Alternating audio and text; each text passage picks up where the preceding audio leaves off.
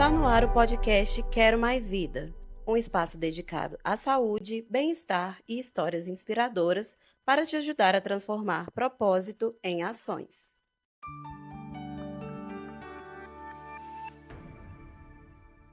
Olá, eu me chamo Letícia e esse é mais um podcast do Quero Mais Vida. Hoje eu estou aqui com a oncologista da Setes Oncologia, a doutora Rafaela Lanza. Hoje nós vamos falar sobre o tema Alerta do Corpo, ouvindo sinais para agir a tempo. O que seria isso? Sabe quando a gente sente aquele mal-estar, aquele incômodo e você fala assim, é só uma dorzinha? Será que é só essa pontadinha? Eu vou dormir que passa? Ou é só um dipironazinho que vai resolver? Às vezes não. O corpo diz e diz muito. Os sinais que o nosso corpo fala é mais do que uma simples dorzinha, é mais que uma simples dorzinha, é mais do que uma simples manchinha. E hoje a doutora Rafaela vai falar pra gente um pouco mais. Doutora, quando um paciente, a gente pegando esse gancho da Setos, quando um paciente ele sente algum incômodo ou alguma coceira, né? Ele deve procurar um oncologista para saber o que ele deve fazer em relação a isso.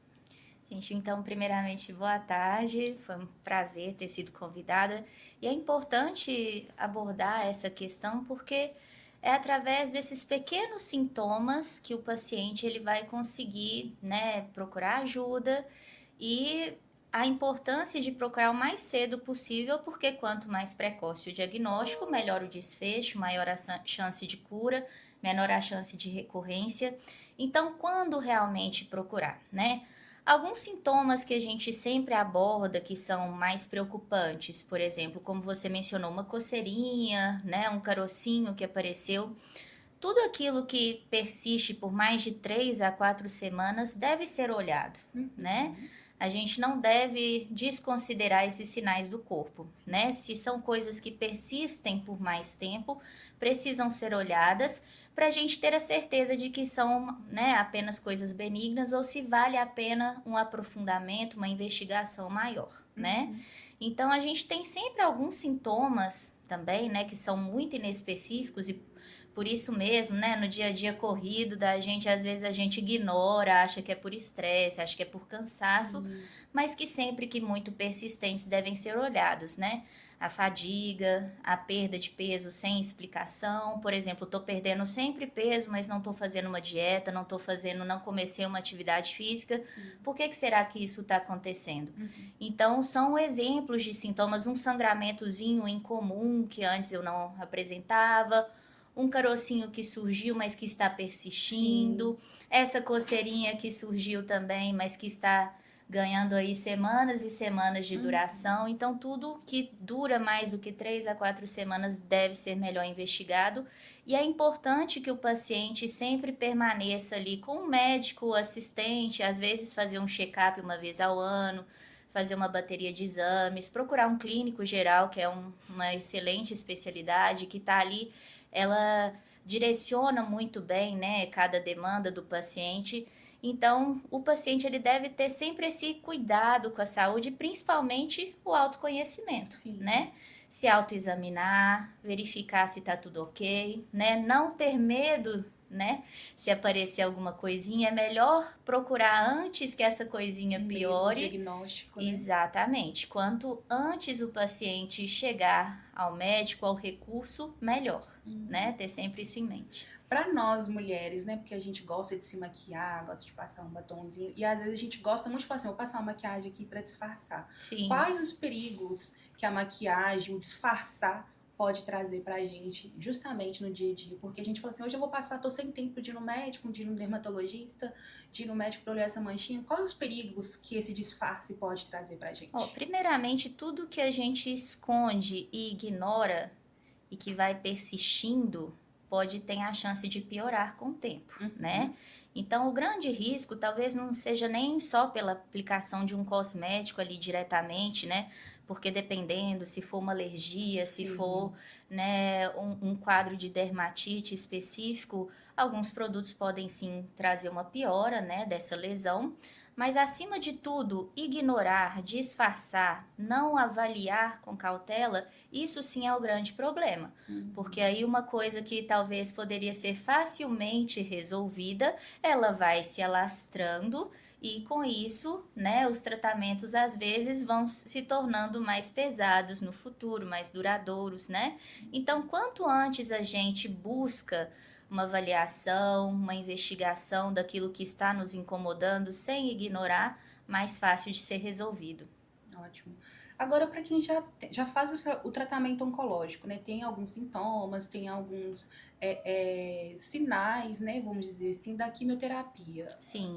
Então, como que o paciente sabe que é algum sintoma da quimioterapia e quando pode ser algo a mais? Como ele pode saber isso, identificar? Bom, o paciente ele tem sempre um acompanhamento muito de perto pelo seu oncologista. E antes de iniciar os tratamentos oncológicos, a gente sempre orienta dos possíveis efeitos colaterais, né? São vários, né? Todo medicamento, se você for ler a bula, você talvez nem crie coragem de tomar, porque são descritos diversos efeitos colaterais. Claro que não são todos que vão acontecer, né? Sim. A gente sempre traz para o paciente em consulta aqueles efeitos colaterais que são mais comuns, que são mais prevalentes, né?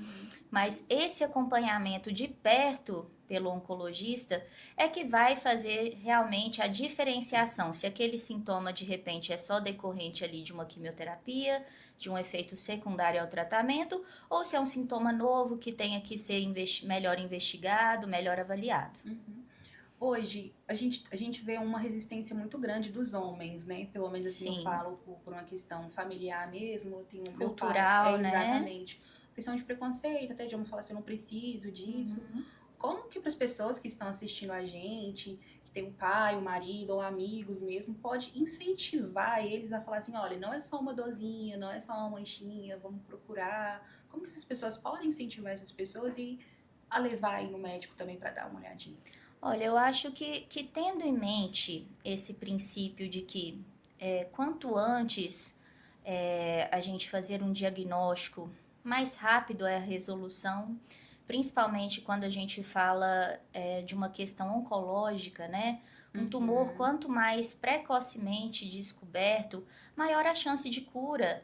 E muitas vezes, menos invasivos são os tratamentos, né? Então, não perder tempo, ter sempre em mente isso. Quanto mais rápido o diagnóstico, às vezes mais certeiro aquele tratamento vai ser, Exato. maior a chance de cura, o benefício é prolongado daquele paciente ao ser diagnosticado em estágios iniciais. Então, eu acho que esse é o principal motivador, né, de levar a esses pacientes. Claro que a gente, né, infelizmente está inserido numa cultura, principalmente em que os homens, eles às vezes são muito negligentes com relação à saúde, mas todos nós estamos, né, sob o risco de desenvolver alguma doença em algum momento da vida.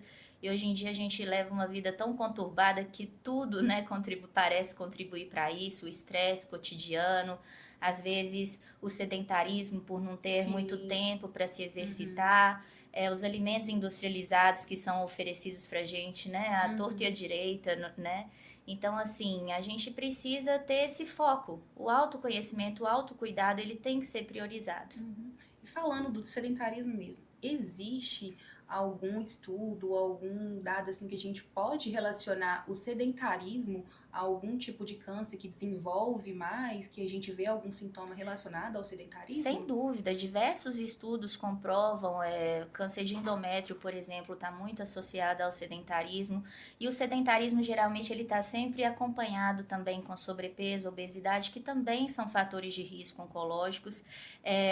A ASCO desse ano mesmo, né, a ASCO, para quem não sabe, é o principal congresso internacional aí de oncologia, foi frisado bastante o estudo Challenge, que trouxe a grande diferença que faz a atividade física na vida das pessoas, principalmente na questão de prevenir não só a recorrência, né, mas também prevenir o desenvolvimento mesmo de câncer. Então, a gente precisa ter isso em mente. A atividade física é um fator não só preventivo, mas para quem já tem o diagnóstico também, pode reduzir a chance e muito de recorrência. Eu posso associar a atividade física como atividade física. Hoje a gente também falou muito sobre a questão de alimentação. Mas a atividade física ela é um fator assim, principal para a prevenção do câncer também? Ou tem outros fatores que eu também posso associar? Claro que existem outros fatores, né, câncer específicos, por exemplo, câncer de bexiga está muito associado também ao tabagismo, câncer de pulmão também, né? Então, assim, cada tipo de câncer, ele tem fatores mais específicos, mas de modo geral, uma vida saudável é a melhor prevenção para o desenvolvimento de um câncer. E quando a gente fala de vida saudável, a gente tem que incluir aí a prática regular de atividade física, né? Prática regular de atividade física, uma alimentação saudável, sem muitos alimentos industrializados, isso sem dúvida faz toda a diferença. A gente tem uma questão também que as pessoas falam muito sobre a questão da genética, né? Que Sim. influencia muito sobre o fator cancerígeno nas pessoas. Como que essa questão da relação da genética, alimentação e atividade física na rotina das pessoas pode influenciar para uma vida mais saudável? Olha, realmente alguns tipos de cânceres, eles estão realmente envolvidos aí com heranças genéticas, né? Algumas mutações que são herdadas predispõem à ocorrência ali de danos no DNA e vão dar origem às células cancerígenas de uma maneira mais facilmente do que numa pessoa que talvez não traga essa história genética, né? Mas, sem dúvida, são fatores que se somam. Quando a gente fala de uma causa para câncer, a gente tem um somatório de fatores, não é um fator em específico. Então, aqueles fatores que a gente pode excluir ou evitar são sempre muito bem-vindos. E se está ao nosso alcance praticar adequadamente, né, atividade física de maneira regular, ter uma alimentação saudável, manter o peso adequado, sem dúvida, se está ao nosso alcance fazer, por que não fazer, né? Então, é mais nesse sentido. De fato, né, ter uma herança genética, isso a gente não vai conseguir modificar, isso tá no nosso DNA, um traço que a gente carrega, né? Mas a gente tem que pensar que o câncer, ele é um somatório de fatores. Os fatores que a gente puder retirar dessa soma, né? Quanto mais a gente puder retirar, melhor pra gente mesmo. Doutora, um dos cânceres mais comuns das mulheres brasileiras e nos homens das mulheres brasileiras é o câncer de mama. E também tem nos homens, né? Eu não sabia disso, mas também o câncer de mama pode ter nos homens, né? É mais raro, né? Mas ele de fato acontece. A gente tem alguns pacientes, né? E tem as suas particularidades. Geralmente a gente investiga mais de perto a presença dessas mutações genéticas, mas nem sempre está associada a isso. Então, também para essa população masculina, o autoexame é importante. E a gente está falando tanto do corpo falar, como que um homem vai saber essa questão do sinal do câncer de mama nele? Como ele pode detectar isso nele? É igual a mulher também, no exame do toque? Exatamente, o autoexame realizado, né, a palpação das mamas, das axilas, né, tá sempre se tocando nesse sentido de percebendo alterações em seu corpo. Isso é o que todo mundo deveria fazer, né, é um cuidado que a gente tem, é um autocuidado, né. Se a gente tem medo de se tocar, de sentir se algo não está ok, a gente passa despercebido, né? E mais uma vez a gente fala sempre dessa questão de diagnóstico precoce. Nos homens, inclusive, a chance de ter um câncer de mama mais avançado chega a ser um pouco maior porque tem um tecido glandular menor. Nossa! Então, quando tem o desenvolvimento, às vezes, tumoral e deixa ali passar despercebido, mais chance de ter um acometimento mais extenso, né? Porque tem um tecido menor. Então, o autoexame, sem dúvida, também cabe a essa população masculina. Gente, eu não sabia disso, que é mais propensa no homem. Não é que vai acontecer sempre, né? Mas se a gente pensar que tem um menor tecido glandular, isso favorece para qualquer nódulozinho que aparecer ali possa se alastrar mais facilmente, né? Então, assim, até mesmo cirurgicamente falando, o campo de cirurgia, às vezes, na população masculina vai ser menor. Não tem tanto tecido glandular ali para tirar. Logo abaixo já tem a musculatura, então, às vezes, isso, né, às vezes o resultado estético, né, para aquela autoestima, né, do paciente pode influenciar muito negativamente quanto mais avançado estiver o tumor. E pegando esse gancho justamente da autoestima, A gente falou no iniciozinho sobre a questão do tabu do câncer, né? As pessoas não gostam muito de falar sobre o câncer e tudo mais. Por que a gente tem essa associação tão grande de não gostar de falar do câncer? Você como oncologista, você recebe muitos pacientes, né, durante o seu dia a dia. Por que você acha que as pessoas têm esse medo, esse receio de não querer falar que é portadora do câncer? Por que você acha isso? Olha, é uma doença que por muito tempo foi estigmatizada. Antigamente a gente não tinha tratamentos realmente modificadores aí dessa doença e muitas das vezes a gente tinha tão poucos recursos terapêuticos que inevitavelmente o paciente evoluía para um desfecho ruim, né? Às vezes uma brevidade, né, ali da vida. Então, assim, a gente tem que pensar que hoje em dia muita coisa mudou. Todos os anos a gente tem dezenas de estudos novos trazendo drogas novas, tratamentos novos, aumentando aí a sobrevivência desses pacientes.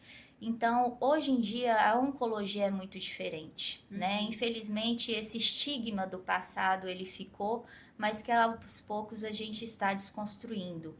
Hoje, muitas das vezes, a gente consegue transformar o que antes era uma doença fatal em uma doença crônica, como se fosse um diabetes, uma hipertensão, né? Claro que assim, a gente, né, dimensionando dessa forma parece banal, mas não é. Alguns tipos de cânceres a gente realmente consegue tratar por longos períodos de tempo e o paciente consegue ter a sobrevida muito próxima da população que não tem o diagnóstico. Você consegue perceber essa resistência maior do seu público feminino, do público masculino, ou é ambos a mesma coisa? Eu acho que é cultural de uma maneira geral, eu não consigo fazer essa diferenciação, né? A gente tem sim uma diferenciação por idades, né? As pessoas, os pacientes mais idosos, mais antigos, geralmente eles têm uma associação do câncer com essa fatalidade, com essa interrupção abrupta da vida, como se não tivesse cura, como se não tivesse tratamento. Então, nessa população, sim, eles têm um pouquinho ainda desse estigma do passado, né? Quanto mais jovem, hoje em dia, eu acho que a tecnologia que nos cerca também auxilia nesse sentido de, né, elucidar para o paciente que tem muito tratamento.